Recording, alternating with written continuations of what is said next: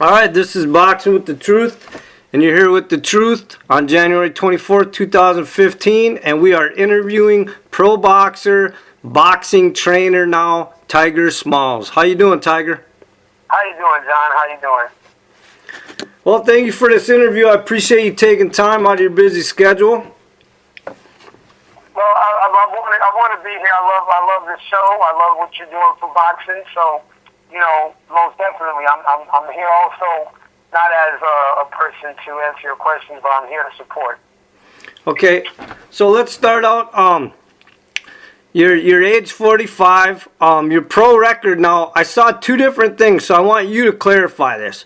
Is your pro record 18, 16, and 1? It ended up being 21, 16, and 1, and the reason I stopped was because I was getting robbed back and forth from my last fights, you know, because of some things that I guess that I decided to do, you know, that wasn't good. But I was getting, you know, just robbed back to back, so I stopped fighting. But no, it wasn't 18, 16. It was actually 21 and 16. Okay, that's actually what I had first was 21, 16, and 1, and then I saw somewhere else it was 18, 16, and 1. So that's why I thought I'd clarify. Box rec sometimes don't count some of the fights that you had in either Mexico, which I think one of the fights that's not on there is Mexico, and two of the fights that I had in North Carolina. When I fought, I guess, in North Carolina in the 90s, I don't know if that was a non-commissioned state at the time, and maybe that's why it's not on box rec. However, I know the truth, and my fans know what the truth is. But, you know, even out of those 16 losses, there was a lot of those that were not really losses. But that's another topic. Okay, and you also fought at 3 different divisions: super featherweight, featherweight, and junior featherweight, right? Yes, sir. Yes, okay, sir. And actually, as an amateur in the Navy, you actually fought at bantamweight though too, right? Yes, I fought at 119 in the amateurs. You know, I did pretty good. I was in the Navy fighting as an amateur, and 119, you know, I was pretty tall for that weight class, so I did pretty well. And speaking of the amateurs, you were a pretty good amateur. Your record was actually 92 and 11, correct? I believe it was somewhere around there. It was I don't really remember it exactly, but yeah, it was somewhere up there. I remember the 11 losses. Okay, but you actually won several amateur titles. I mean, you won titles in the Junior Olympics, the Silver Gloves, the New York Golden Gloves, the Diamond Gloves, the Amateur Athletic Union, and then you actually did win in '88. I know you won a 1988 All Armed Forces Bantamweight Championship in the Navy too, right? Yes, sir. Yes, sir. Yes, I did that. I won that title. I was in the Navy, and that was one of, I believe, the last titles that I did win before I decided to turn pro. Okay, speaking of turning pro, I know way before that though. Let's back up a little bit. Like when you were younger, obviously some people know that there was a photo taken of you and Muhammad Ali in the camp in Pennsylvania, and then ended up in the Jet magazine back in 1973. How did all that come about? Well, Ali wasn't the first boxer that I was around, but how I can tell you how my celebrity became about when I was a kid. You know, my sister wrote a story about me as a project in school, and the teacher knew, I guess, like a publisher from the New York Daily News, and they gave the report to them, and they actually took the story and made it into a story. And then from there, you know, other boxers that would train in New York, like Montel Griffin, like I said, Jack Dempsey, you know, they you know, I met them, and you know, I was now hanging around in the gyms with Montel Griffin and Lou. You know, the fighters said, "Oh, this is a cute kid," and then I started getting into the newspapers and all that. I started getting a lot of publicity, and then one day, you know, two guys showed up out of nowhere at my door. You got to realize, this is before Twitter, Instagram, Google. You know, this is in the 70s. They just showed up to my door and told my dad, "The champ wants to meet your son." You know, so, and the champ is Muhammad Ali. So, you know, and from there they put me and my dad on a bus, and we went to Bear Lake, Pennsylvania, and the rest is history. It was crazy. Like I said, how he found me, that's something you would have to ask those. I don't know. You know what I mean? That, like I said, this was before Instagram, before cell phones, before pagers, for crying out loud. So I don't know how he got a hold of me, but the champ said that he wanted to meet me, and there it is. The next thing you know, I was in his camp, and then that photo went crazy. But now your sister Iris, she helped quite a bit, blowing up your career a little bit and stuff, right? Oh no, she helped more than quite a bit. She helped a lot of it. She was, you know. She was my once that got out there, then she started, you know, writing herself, you know, to publications, whether it was news stations or radio stations. She would start doing it herself because that actual book report on me is what started it all. Okay, and you actually were on different TV shows when you were younger and all this. This blew up quite a bit in the media. You were like a little celebrity. Well, back then, yeah, I mean, you know, they had the Regis Philbin show and Joe Franklin show. I was on all of those, you know, Wanda Rama. You know, I met a lot of real cute celebrities like Jackson 5 and Tony Bennett and Lena Horne, you know, so I was, you know, once I met Muhammad Ali, that's when, you know, it wasn't like it was, I wasn't going to meet other people. Other people wanted to meet me, it seemed like, you know. But you met other big-name boxers along with Muhammad Ali, though, right? Of course, Archie Moore, like I said, Jack Dempsey, Ernie Shavers, Jerry Quarry, Ezra Charles, you know, the list goes on for the modern-day boxers. You know, Roger Mayweather used to be my trainer, you know, when I was pro for a while, back in the 90s. And, you know, like you said, a lot of James Toney is a good friend of mine. So, I mean, there's a lot of names that I could drop. You know? Okay. But now, just real quick. Now, you actually have 3 different boxing nicknames. Is that true?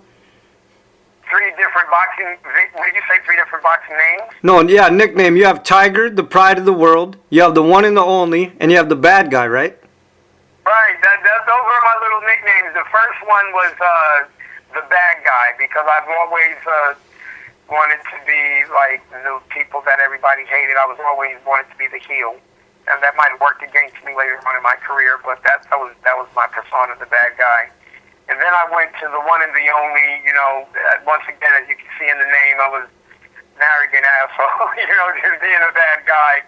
And then eventually, I you know, later on in my career, we became with the Pride of the Wild because the Pride of the Wild has a little bit more meaning. You know, I got a little bit older, and that actually. It means that I'm the pride of the wilderness. When I say the pride of the wild, I'm just saying that, you know, I'm actually talking about my family. When the announcers say that, they're introducing the rest of my family because we are the pride, and that's what I like to take it as. You know, a family of cats are known as the pride. Okay, and just real quick, you did mention the Mayweathers. You have a pretty good relationship with them still? Well, no, I don't actually. I don't have a. You know, I have a cordial relationship with probably Jeff Mayweather. You know, I've seen him here recently, but the other Mayweathers, no. To be honest with you, I don't have a relationship with them at all. Okay. Good. All right, you start now. You turned pro in '93 after the Navy. When you came out of the Navy, did you already know you were going to turn pro? Was that your whole game plan? Well, no, I didn't even, you know, I didn't know if I wanted to box, I didn't know what I wanted to do. I was a confused young man. But I realized that was the best thing for me to do is turn pro, so that's what I did. Okay, and actually... I turned pro, and it wasn't good for me. I lost my pro debut. Okay, but after that, though, I mean, you've had a few titles. Let's talk about them. You got the WBO Intercontinental Featherweight title. You had the NABO Featherweight title. You had the UBA World Featherweight title. And you had the California State Featherweight title. Twice. Okay, I'm sorry, twice. Somehow I missed that in my research that you had it twice. Yes. Okay, but, and then you fought Roger, now, is his name Medal or Medal? Medal, okay, and then you fought... Yes, you fought Christian, how you say his name? Failure. Christian Failure, Yeah, Favela. Alvin Brown, Marcos Ramirez, Juan Ruiz, Francisco Lorenzo. I mean, you fought some pretty decent names, but I want to talk about some of the names that you didn't fight for some reason. And I don't know if any contracts were ever even came close, or the fights just never could be made, or what. How come you never fought Kevin Kelly? The Flushing Flash. Never was proposed to me. He was never an offer. I never got an offer for Kevin Kelly. Not at all. Not at all. Never, that's a good question. Never got an offer for him. What about Prince Nassim Hamed? 9/11. 9/11 is the reason that fight didn't happen. We were supposed to fight. So you were supposed to fight. Yeah, we were supposed to fight. I was supposed to fight, and 9/11. As a matter of fact, to keep it real with you, the reason I was supposed to fight him because I was supposed to be one of his, comeback fights. He thought, at the time, because he was, he lost to Marco Antonio Barrera. But yes, I was supposed to fight him actually, and that he didn't want to fight nobody after 9/11. Okay, and what about Paul Engel? Never was offered him. Scott Harrison, the world champion, if you remember him, I was offered him. And negotiations were almost made, and we were getting ready to go to Scotland, and things fell apart quicker than it materialized. I mean, it was next thing I know, he was in jail and shit like that. But Scott Harrison was offered, and the fight was actually accepted, and I was supposed to be fighting him, and that fell apart. Okay, and anything ever with Eric Morales? Very early in our career, yes.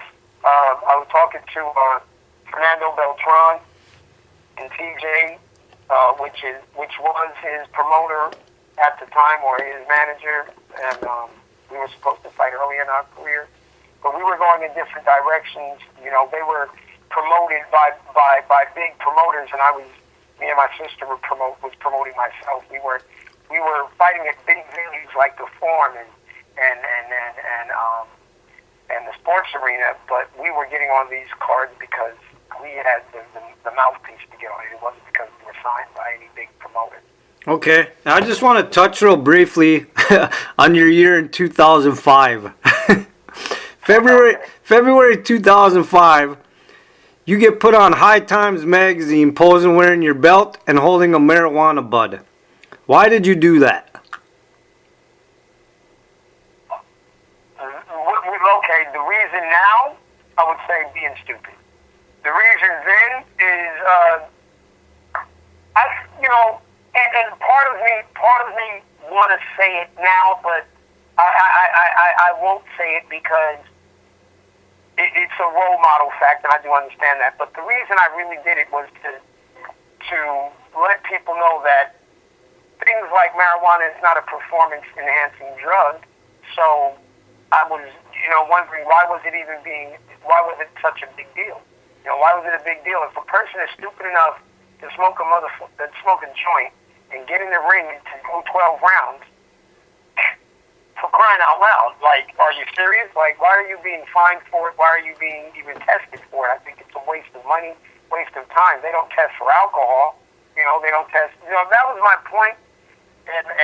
But it obviously that wasn't the point that was taken. It was not. So I kind of messed up. But that was the reason I did it. Do you feel by doing that? Do you feel that hurt some possible big fights for you? Do you think that closed some doors for you? Oh, for sure. I was approached by the president of the WBO before it actually came out. It was on his desk. I don't know how the hell that happened, but he knew about the article before it was actually published, and he called himself chewing me out, and it went downhill from there. I actually did a counter between you and now the people that are listening. I did a counter interview where I tried to clean up that article, and I tried to tell the kids that marijuana wasn't good just to save my title, because at first I was threatened to be stripped, but they stripped me in a better way. I got a title, I had a title defense, against an undefeated kid in his hometown on USA Tuesday night fights, or I believe it might have been Monday. I don't know which one of these fights on TV. And it was a dull fight, boring fight. I thought I won the fight still. You know, I controlled the fight with my jab, but sure enough, they robbed me once again. You know, and like I said, he didn't land. If I did nothing, he did less. So I won the fight. You know, it was a boring fight, I admit, but at the end of the day, I won that fight as well. Okay, and also in 2005, ESPN got a little upset with you when you went to fight to defend your NABO title, and you showed up with the GoldenPalace.com temporary tattoo on you, right? Exactly. But if you know, I had that on my back because I had already made a $20,000 deal with GoldenPalace.com. So what am I supposed to do? Not get paid from GoldenPalace.com? You know what I'm saying? Because I'm defending my title, and like I told them, you know, you have NASCAR drivers and you have other people that have sponsors that's getting paid along with their sports purse. You know, why couldn't I do it as a fighter? And you know, ESPN tried to hold up my money, and I fought for it, and I won that case. So, that's what I was going to ask you. So what all happened with that? Was there any type of consequence? Could they fine you for that or any type of thing like that? Yeah, what they did was, you know, they held up my purse. They wrote my purse. They gave me my check, and I left town. I got back to San Diego to cash my check. There was a hold on the check, so they held up my check. So if my sponsor didn't pay me, I would have been broke, but my sponsor paid me. And then I had to fight for my money in court, and I ended up getting it. Okay, so let me ask you, over your career and stuff, and some fights that didn't happen and some did, and do you feel that in a way that because the whole, like the fans of boxing and the organization of boxing kind of felt like in some ways that you disrespected them, so do you feel that they kind of disrespected you over your career? Oh, yeah, of course. Of course. I mean, and I'm not mad at them about it. I mean, of course. You know, I think that's exactly what it is. You know, I looked them in their face and I spit in their face, and they did the same to me. You know, I mean, there was clear fights that you can probably go on YouTube and look at. Clear fights that were on TV that in 10 rounds, I won 8 out of the 10. And I lost by unanimous decision. And what was one of the big things that I hated is when I went down to Tampa and I fought Pete Facina. I knocked him down twice to get a split decision win. And I had to tell my wife, I said, you know, I'm done with this because that was a robbery still, because one of the judges had me losing and the other 2 judges had me winning by a point, which means if I didn't knock him down twice, I would have still lost. You understand what I'm saying? So, yeah, I really feel that politically I had screwed myself, and I'm not mad at it. You know, okay. I played the wrong game. Okay, well, let's talk about now over the years, though, since your career and stuff. It looks like that boxing is starting to respect you a little bit more, though. Like you guys are kind of putting the past in the past. Let's talk about 2013, where you actually were inducted into the California Boxing Hall of Fame. Yes, I appreciate that. Okay, and then the same year you were receiving the key. You received the key to the city of San Diego. America's finest city, stay classy, San Diego. Yes, I did. And I was very appreciative for that as well.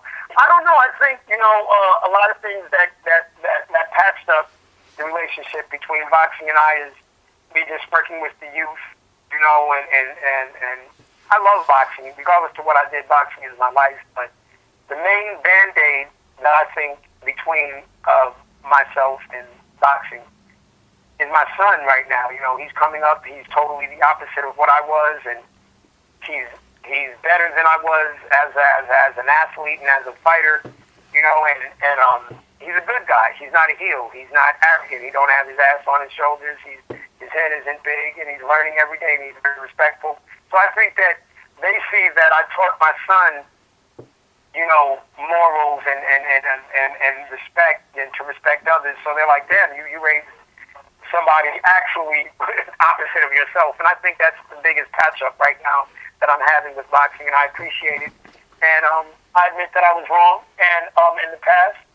And like I said, and I think they honored my apology and accepted my apology by, giving me my due, 2 years ago at the Hall of Fame induction, because I did fight a lot of good warriors, and I beat some, and I lost to some, and I was robbed by, they took a lot of victories from me too, and I think that they know that, and it is what it is. Okay, and just so the fans know, your son is Prince Tiger Smalls, who is actually 6-0-1 right now, correct? Yes, sir. Okay, and you have Tiger Small Boxing, and where you actually are a trainer, you train your son professionally, and you train a lot of amateurs and other people as well, right? Yes, sir. Tiger Smalls Boxing, it's ran out of San Diego Combat Academy. San Diego Combat Academy is the exclusive gym where you can get all of your combative skills up. Your MMA, Jiu-Jitsu, boxing, and Muay Thai. Under the umbrella of San Diego Combat Academy is Tiger Smalls Boxing and 10th Planet Jiu-Jitsu.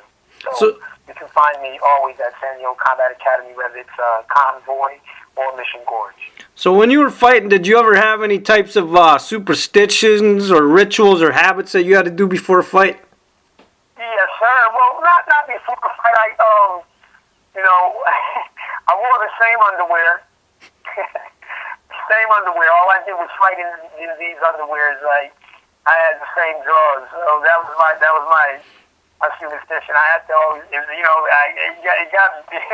Those were the only drawers I fought almost like in my whole career. That was it. That must be something with boxers with underwear, because I did an interview with Bronco McCart, and he told me the same thing, that he had the same pair of underwear for every match and the same pair of socks. Well, it wasn't the same pair of socks for me. Are you serious? Bronco McCart, he's a great fighter from the Midwest. Yeah, I know who Bronco is. Yeah, that's crazy. Yeah, my son don't. My son, he has no superstitions. He doesn't wear the same anything, I don't believe. I can't recall nothing. I told him about mine, and he don't do it. So, as a matter of fact, check this out. I wear the same underwear every time he fights. No, I'm dead serious. Like, he's got his own, he don't know it, no homo, but he's got his own underwear for his fights, so that's what I did. So out of your whole career, can you just come up with one of your favorite boxing memories? Well, from my career, for me fighting, I would have to say one of my favorite boxing memories would be when I went back home to New York to fight James McCluskey, because although it wasn't a title fight, I was in New York, and I wasn't accepted as a New Yorker. I was now to them a California fighter, and when I beat him, I think that was, although it was early in my career, and like I said, it really wasn't really no significance. It didn't, make me a better fighter or anything. That feeling that I had was, almost just as good as winning a title. So that's definitely one of my brightest moments, is when I went back home to New York and beat James McCluskey. Okay, and I'm going to end the interview on this last question. And like we just discussed, that you're helping the youth today in boxing. And, obviously we went through a lot of ups and downs that you had in your career. So, and I'm sure you get this all the time, and that's why I want people to hear it, is if a kid comes to you right now and wants to be a boxer, what type of advice do you give them, Tiger?